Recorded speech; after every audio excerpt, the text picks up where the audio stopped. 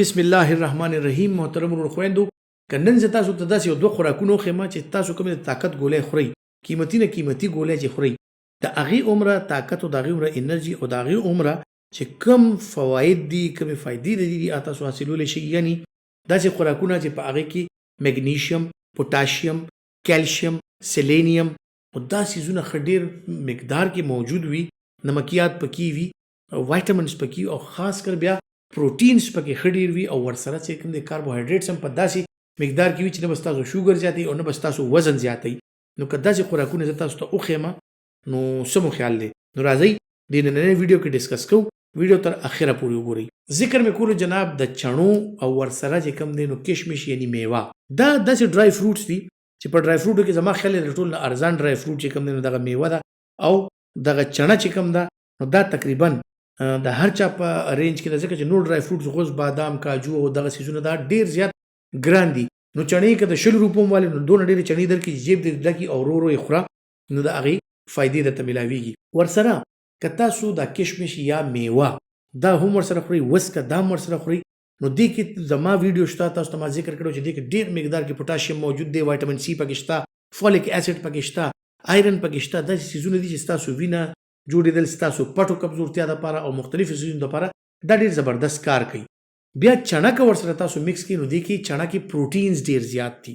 نو پروټین هم که ستاسو په خوراک کې راشي نو دا داسې شوه لکه تا یو ټایم روټۍ چې کوم دی نو هغه د غوښې ترکاري سره چې وخورئ، ځکه چې په دې چڼه کې پلانټ سورس پروټینز دي او دومره پروټینز دي چې هغه ستا د وجود چې کوم ریکوایرمنټ دی پوره کوي.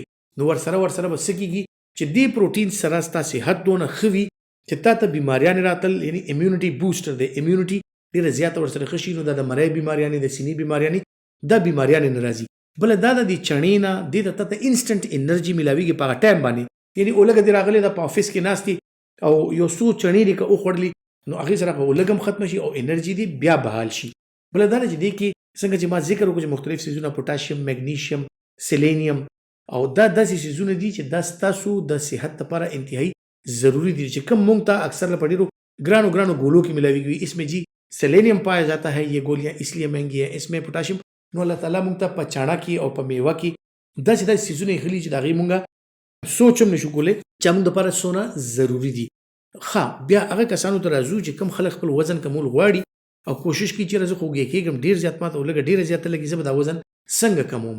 نو هغې کې لږ شان مقدار کې میوه او ورسره ډېر مقدار کې چڼه دا استعمال کی او دا اخوري نو هغه ته پروټینز ښه ډېر میلو شو، کاربوهایډریټس ورته کم میلو شو او دې سره سره وایټامین B12، مختلف منرلز، مختلف نمکیات، پروټینز دا ورته ښه ډېر میلو شو. نو ستاسو چې کوم د بدن ریکوایرمنټ دی پوره شو د یو ټایم د خوراک.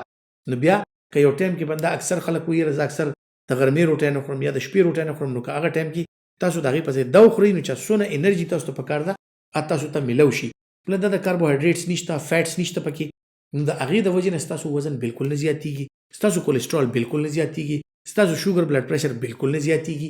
چې څومره خوړل غواړي هغه مره خوړی شي. ډېر ښه دغه کې لکه دا خبره مې ځکه وکړه چې ډېر زما ملګري داسې دي وایي ډاکټر صاحب تا د غوز یا بادام یا کاجو باره کې، ډرای فروټسو باره کې د خبره وکړو، دا زمونږ د وس خبرې نه دي چې مونږ وکړو. نو چڼې دا خو د هر چا د وس خبرې دي، خصوصا بیا هغه خلک چې چاته د جوړونو مسلې دي او د دې ګوټنو یعنې د زنګونونو مسلې چاته دي، نو هغه خلکو دپاره دا چڼه او میوه مکس که دا خورئ، یو خو د دې دا ګوډې چې کوم دی دې کې اکثر وایي یاره چې د ګوډه کمزوري شوی دی کې هغه چیړ ختم شوی دی، دا چیړ دې سره ډېر بهترین راځي. نو اوسټیو ارترایټس ولې چې کوم مریضان دي خصوصا د هغې عمر زیاتېږي، روان دي، لګیا دی او دا جوړونو مسلې ورته راځي، نو که دې د میوې او د چڼې مکس دغه هغه چې کوم دی خوراک دا استعمالوي نو دې سره به ډېر زیات ښي.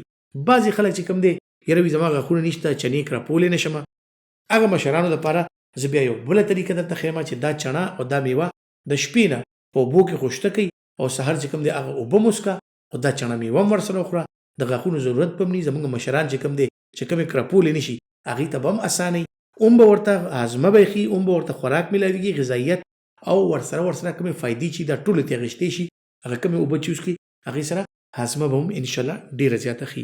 نو انشاءالله داسې نورو څیزونو باندې به هم خبرې کوم چې کوم زمونږ ګیر چاپېره مونږ سره موجود دي، خو مونږ د هغې د فایدو نه نیو خبر او د هغې فایدې مونږ نه بې ځایه لاړې شي، ځکه چې مونږ هغې ته توجه نه ورکوو. نو که مونږ دې څیزونو ته توجه شروع کړو یقینا د دې د فایدې چې کوم دي ډېر په ارزان قیمت کې مونږ ځان له راوړی شو. خپل ډیر خیال ساتئ. الله پامان.